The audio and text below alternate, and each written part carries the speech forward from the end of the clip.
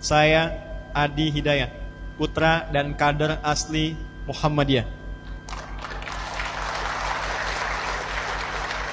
Kami dirikan satu institusi pendidikan bernama AIS, Akhyar International Islamic School, yang kami beri contoh dengan memilih 40 orang se-Indonesia.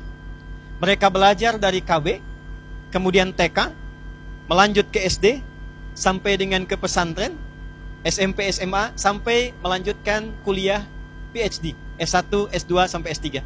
Apa yang mereka pelajari? Di poros masjid, mereka menguatkan nilai spiritualnya. STK tidak lulus dari TK, kecuali mereka sudah hafal 5 juz Al-Quran. Mereka sudah paham bagaimana cara masuk masjid, mereka paham bagaimana berdoa saat masuk kendaraan, dan itu secara otomatis keluar. Masuk kendaraan, mereka berdoa. Bertemu orang tua, mereka mendoakan. Keluar dari masjid, sudah mengerti doanya. Masuk SD, mereka sudah hafal 30 juz ketika lulus SD.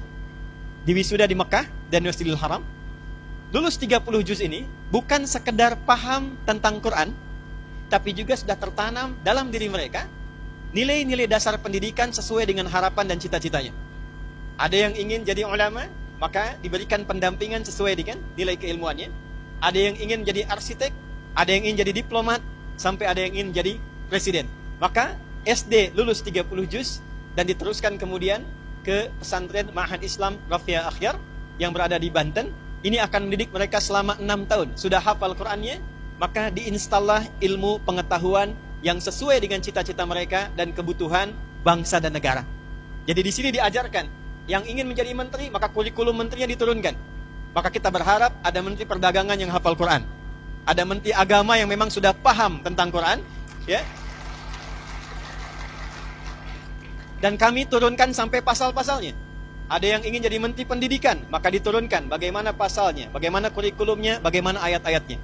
Termasuk yang ingin jadi dokter, maka dikirimkan di sini, diberikan kurikulum Qurannya, hadisnya, dan ada kelas 400 dokter profesional membimbing mereka selama mereka belajar di pesantren ini.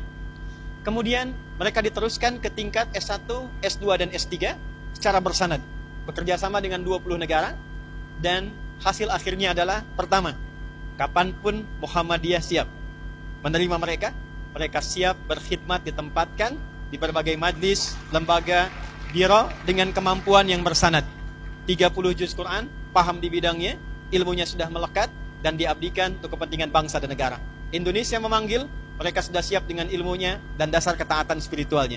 Dunia memanggil, mereka pun siap untuk memberikan kontribusi terbaik sesuai dengan apa yang diharapkannya. Terakhir, sebagai penutup, apa yang kami sampaikan saat ini berkesesuaian dengan harapan besar Negara Kesatuan Republik Indonesia, bahkan tercantum dalam Undang-Undang Sisdiknas nomor 20 tahun 2003. Pasal menimbang, poin B, disampaikan Undang-Undang Dasar tahun 1945 mengamanatkan pada pemerintah untuk mengusahakan satu sistem pendidikan yang meningkatkan keimanan dan ketakwaan kepada Tuhan Yang Maha Esa serta akhlak mulia. Ini peran kami untuk mewujudkannya. Bagi teman-teman yang di TNI hadir pada saat ini, 7 Sabta Marga, kami warga negara Indonesia yang bersendikan Pancasila.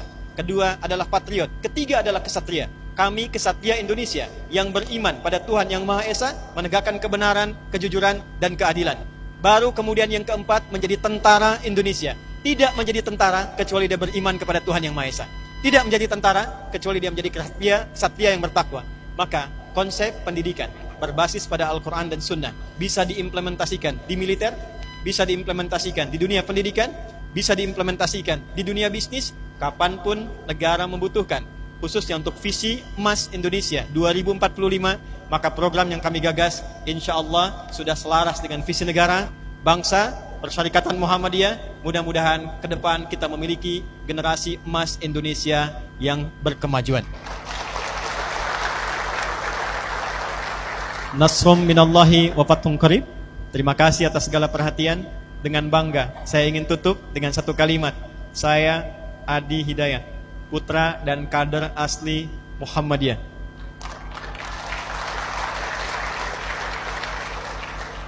Karena ini live, saya juga ingin mengetahui seluruh lapisan bangsa Indonesia bahwa Muhammadiyah tidak pernah melahirkan putra-putrinya kecuali memiliki kontribusi nyata bagi bangsa, negara, dan agama.